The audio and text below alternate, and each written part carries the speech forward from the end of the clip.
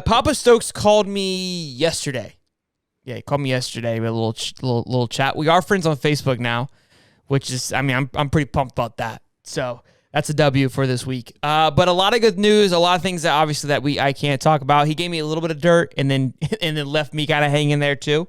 But all in all, we thought it was a great visit. He obviously enjoyed it. Got to know the players that were there, their family a little bit more, see the inside on that. The hype around this weekend was Rusal and what he loved to see, and that's just coming from Rusal, and people are posting what he said. Like, he enjoyed the atmosphere. He said it's the nicest dorms that he's been to. Kind of a cool little nod there.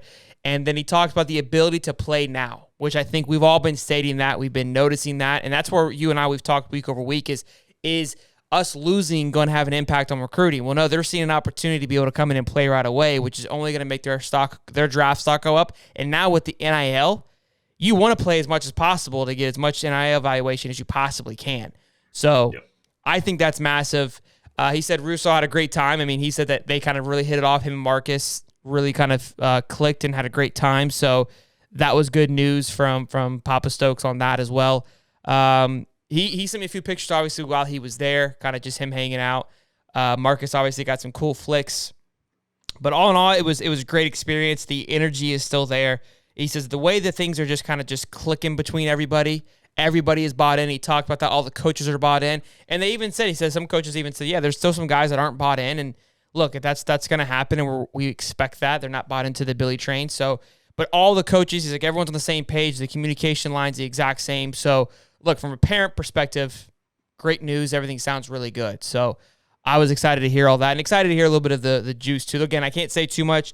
He said, keep my eyes open. Didn't give me a date or a name, or no, I might have got a name. I just can't. I can't. I didn't give it. And it was somebody that was there, not necessarily on the. I can't remember if there was an official visit for this person, but he did say it looks pretty good for this person. Obviously, I have to keep it hush-hush, but you guys can kind of figure that out on the name. And again, I don't know the date. He didn't give me a date. In the water at this point. Yeah, I wish it was. Sharks figure it out. It wasn't Kermani either, so let's not even get into that, because obviously Kermani just announced that he's going to be committed on the 27th, which is just days before the Florida-Georgia. Could that be just a coincidence? I think not. I did want to say someone else I saw. They tagged at Hayes Fawcett for one of these days. I don't know if it was them kind of saying like, "Hey, we're coming." He was at the Florida game this weekend. I can't think of his name at the moment, but all in all, it was good. Look, I see you guys in the chat. We'll talk about that during the bye week. Are we landing Kermani? Signs are pointing to the yes. Guys, come on, guys. I said this in the Discord. I mean, look, I know you guys are excited about it. I'm not going to take any of the steam away. It's a huge get, but I think it's the worst kept secret in college football recruiting this year. Kermani has not been shy about his affection for wanting to be in Gainesville. And as you start to look at things and the way they line up, the timing of things, when he's doing things, we've talked about whether or not Billy has a little bit of a hand in some of this, right? Like whether or not the timing of a commit comes right on the back end of potentially what we could be potentially considered bad news, right? Every time there's like a stumbling block, or every time there's like a maybe something that doesn't bode well for the program, or even on the smallest scale, there's a commitment right behind it, right? And we've said that before, right? It feels like this guy is constantly able to balance anything bad with something better, right? And I think that's going to be the same thing with Kermani. I mean, like we're seeing enough of a pattern here, and I want to say that 247 is just launching crystal balls. Yeah, it's like point. They're not even trying to. They're not even trying to hide it. to be shy about it. And Bichet just said it was Desmond Ricks. Yes, he tweeted at Hayes Fawcett a date. I think it was the 22nd was the date.